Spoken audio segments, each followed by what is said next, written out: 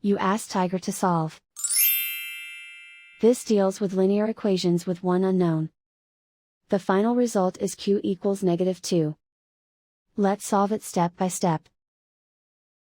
Simplify the expression. Expand the parentheses.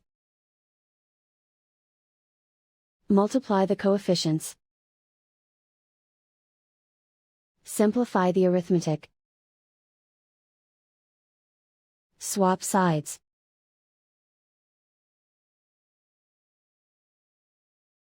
Group all constants on the right side of the equation. Subtract 3 from both sides. Simplify the arithmetic.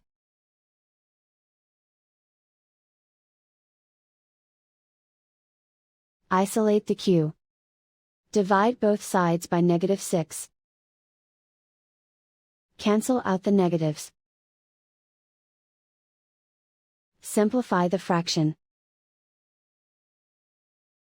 Move the negative sign from the denominator to the numerator.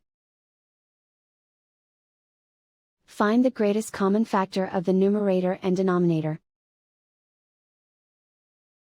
Factor out and cancel the greatest common factor.